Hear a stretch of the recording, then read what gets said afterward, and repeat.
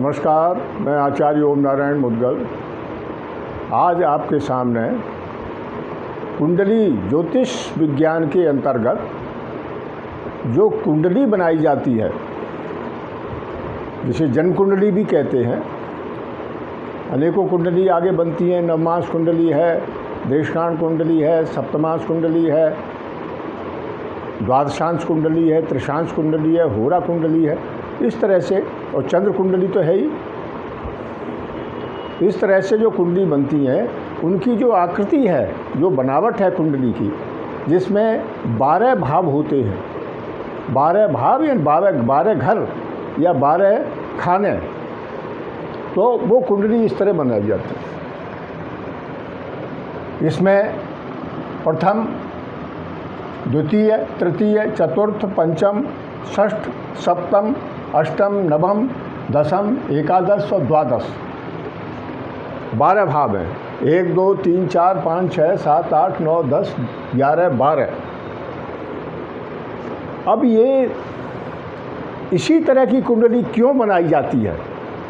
और भी किसी तरह की बनती है। दक्षिण भारत में कोई केपी रमन पद्धति है, उसमें वो अलग तरह की चौकोर लंबी सी इस तरह की कुंडली बनाते हैं। लेकिन हमारे प्राचीन ज्योतिष में, शास्त्र में, जो कि हमारे पूर्वजों का, हमारे महर्षियों ऋषियों का बनाया हुआ है, जो कि वास्तव में जो ज्योतिष है वो वैसे तो वेद का एक अंग है। वेद के 6 अंग हैं, जिन 6 अंगों के द्वारा वेद को पढ़ा जाता है और जाना जाता है, समझा जाता है। उसमें एक अंग ज्योतिष भी है। लेकिन इसके उपरांत ऋषियों ने तपस्या के द्वारा अनेक ग्रंथ बनाए। वेद के उपरांत ब्राह्मण ग्रंथ बने, स्मृतियाँ बनी, दर्शन बने। इस तरह से एक ग्रंथ, एक तरह के ग्रंथ हैं, कई ग्रंथ हैं। आरण्यक ग्रंथ, आरण्यक, अरण्य माने वन या जंगल। ऋषियों ने वन या जंगल में रह के, एकांत में रह के और घोर तपस्या करके योग बल के द्वारा, वहीं से योग बल के द्वारा वो तमाम ग्रह नक्षत्रों का उन्होंने विश्लेषण किया और वहाँ जाकर देख के, अपनी योग बल के द्वारा उनको देख के, उनको समझ के, उनकी कैसी आकृति है, कैसा उनका रंग है, कैसा उनका तत्व है, ये सभी बातें, और मानव जीवन पर उन ग्रहों का कैसे कैसा, जैसा उनका रंग है, जैसा तत्व, उसके हिसाब से कैसा कैसा प्रभाव पड़ेगा, ये सारा जो विवेचन है ज्योतिष के फलादेश, फलित ज्योतिष के विषय में भी और आकाशीय ज्योतिष के विषय में भी, यानी एस्ट्रोलॉजी और एस्ट्रोनॉमी दोनों ही उस आरण्य ग्रंथों में उनका विवेचन लंबे व्याख्या करके और लंबे रूप से उसमें मौजूद है। वहाँ से लाखों वर्ष पहले या हजारों वर्ष पहले ऋषियों ने जो आरण्य ग्रंथ बनाई, उनके द्वारा ही ये ज्योतिष शास्त्र चला आ रहा है, हरित ज्योतिष। और जो एस्ट्रोनॉमी यानी खगोल शास्त्र, वो भी सब उसी में है। कौन सा ग्रह कैसा है, कहाँ पर है, कितने ग्रह हमारी पृथ्वी पर मानव जीवन को या प्रकृति को या हमारे जल जंगल जीवन सभी को प्रभावित करते हैं, और कितने ग्रह हैं जो कि पृथ्वी की कक्षा से दूर हैं, वो उनको पृथ्वी पर प्रभाव उनका नहीं होता है। ये सब उस समय उन्होंने खोजा था और उनके विषय में सारा विवरण दिया था। तभी ये कुंडली भी इसी तरह की आकृति उसमें बनाई गई थी उन्हीं ऋषियों के द्वारा।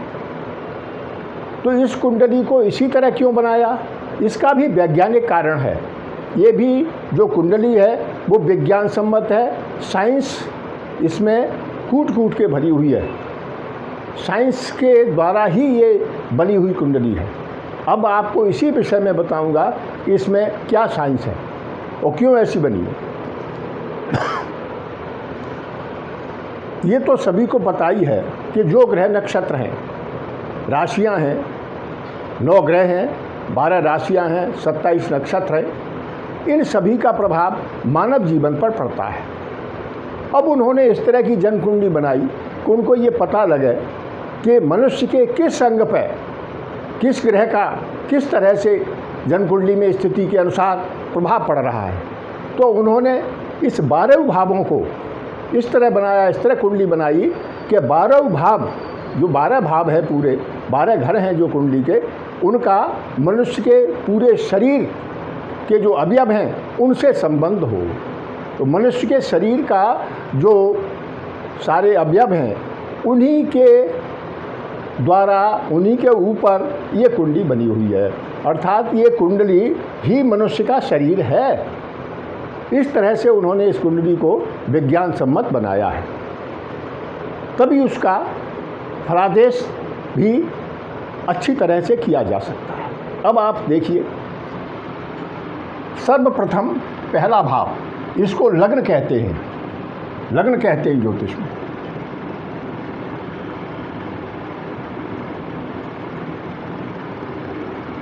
लग्न क्या है? जिस तरह से सूर्य सुबह को उदित होता है, उदय होता है, और वो क्षितिज पर जब लाल रंग में होता है तब वो उदय होता है। पर्टिकुलर टाइम है, कभी 5:30 बजे, कभी 5:15 बजे, कभी 6 बजे, कभी 6:30 बजे, कभी 7 बजे, कभी 7:15 बजे। यहाँ दिल्ली, गाज़ियाबाद, NCR, इसमें इस सूर्योदय का ये समय है। अन्य जगहों पर जैसे पटना, कलकत्ता, गुवाहाटी इत्यादि, इन जगहों पर अलग है, क्योंकि गुवाहाटी में यहाँ से 58 मिनट पहले ही सूर्य निकलता है, कलकत्ता में 44 मिनट पहले सूर्य निकल जाता है यहाँ से, NCR से, और पटना में 30 मिनट पहले ही निकल जाता है। इसी तरह से जो पूर्वी भी, जो तो उत्तर प्रदेश इत्यादि के इनमें भी पूर्वी क्षेत्र हैं, उनमें भी यहाँ से पहले निकलता है सूर्योदय। तो उनके सबके अलग अलग टाइम हैं। यहाँ NCR का मैं जो टाइम बताया है कि इसी तरह से सूर्य निकलता है, क्योंकि ग्रीष्म काल में अलग उसका समय होता है, फिर वर्षा में अलग, शरद में अलग, फिर शिशिर यानी जाड़े का समय, ठंडी का समय जब होता है, जनवरी, दिसंबर, फरवरी, इनमें अलग समय हो जाता है, 7:15 बजे निकलता है।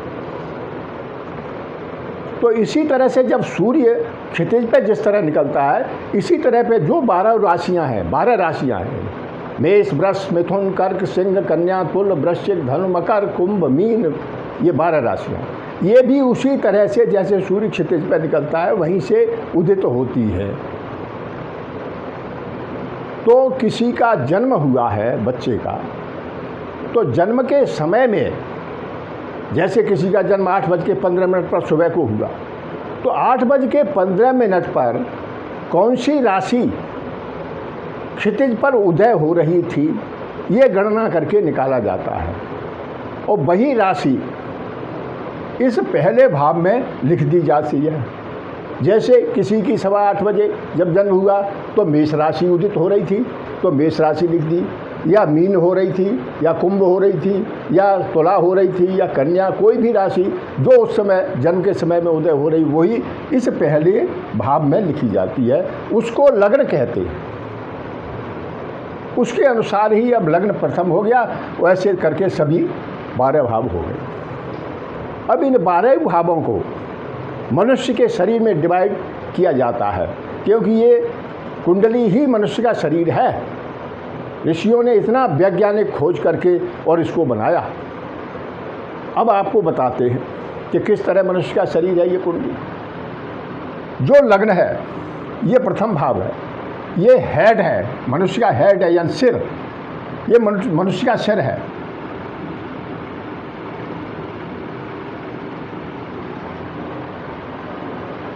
और ये आँख है,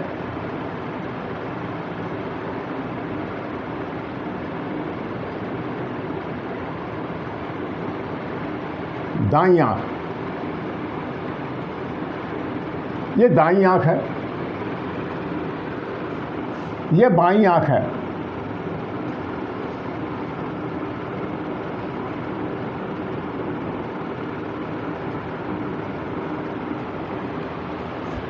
तो ये दोनों दाईं और बाईं आँख है, ये सिर है।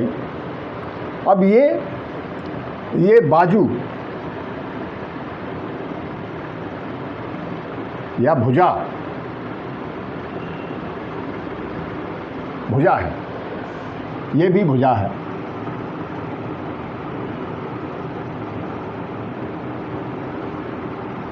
ये दाईं है, ये बाईं है।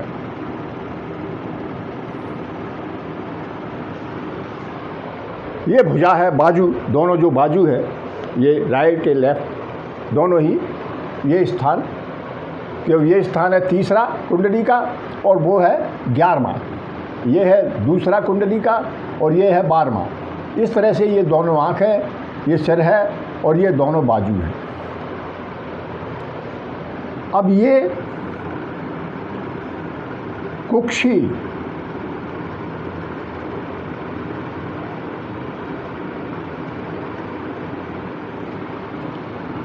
या कोख,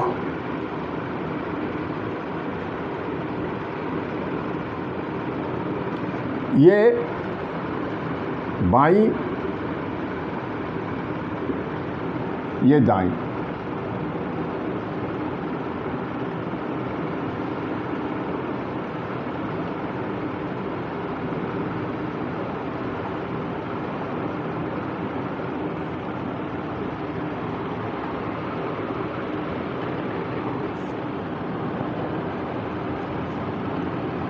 अब ये दोनों हो गई कोख या कुक्षी, ये स्थान, जैसे एक ये पेट के साइड में, पेट के दोनों साइड जहाँ किडनी वगैरह होती है, ये दोनों साइड जो है वो कुक्षी हैं, कोख कहते हैं जिनको हिंदी में सरल भाषा में। तो ये हैं दोनों, कौन सा, चौथा घर कुंडली का और 10वां घर। अब ये दोनों आए नितंब,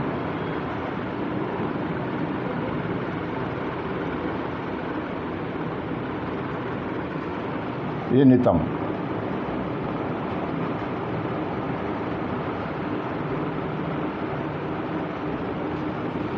नितंब यानी कमर से नीचे के हिस्से, कमर से नीचे टांगें जहाँ शुरू होती हैं वो दोनों तरफ के हिस्से, ये नितंब है।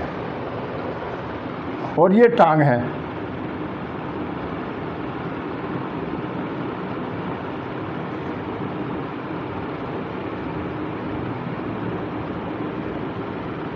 ये दोनों टांग हैं, पैर, टांगें कमर से लेके और पैर तक, ये टांग है दोनों साइड की मनुष्य की।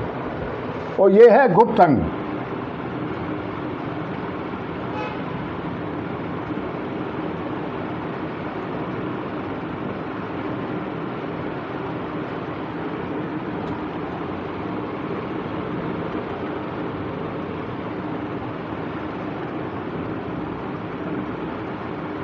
गुप्त अंग, ये गुप्त अंग है, 7वां भाव। छठा और 8वां दोनों टांगे हैं, 7वां भाव गुप्त अंग है, 5वां और 9वां नितंब है, कमर से साइड के स्थान। और चौथा और 10वां कोख है, कुक्षी।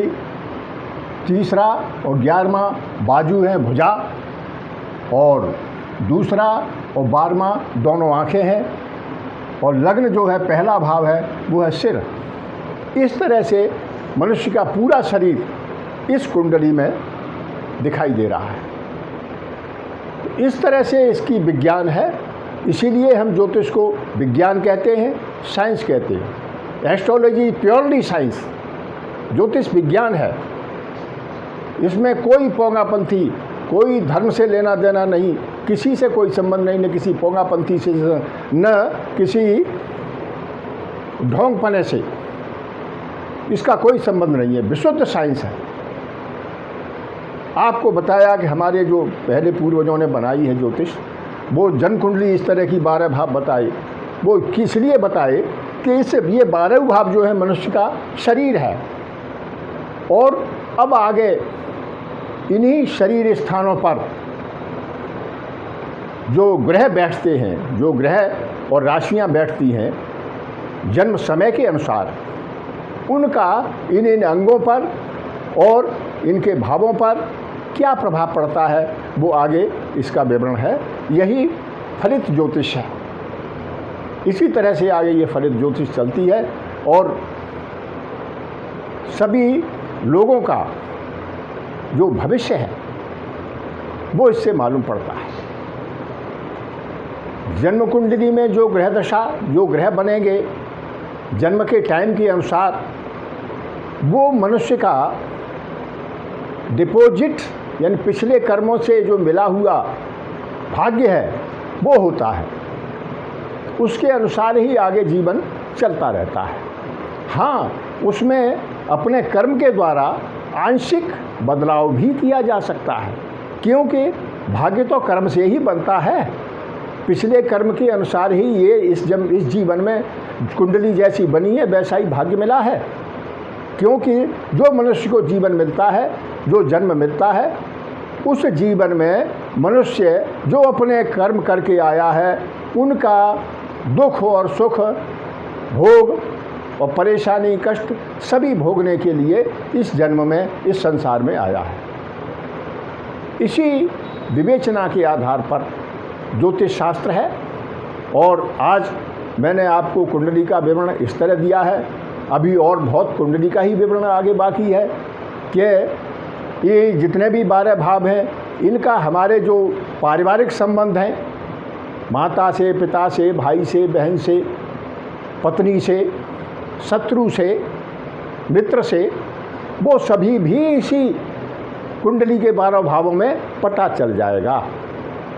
और इसके अलावा जितने भी हमारे क्रियाकलाप हैं, जो हमें जीवन में करना है, जो हमें उपलब्ध करना है, जो प्राप्ति करनी है, वो भी सभी इसी इन भावों के द्वारा ही है।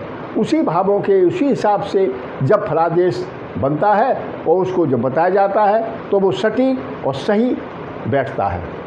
आज मैं इस बात बता रहा हूँ, आगे के वीडियो में और आगे विवेचन करेंगे। आज इतना ही, धन्यवाद।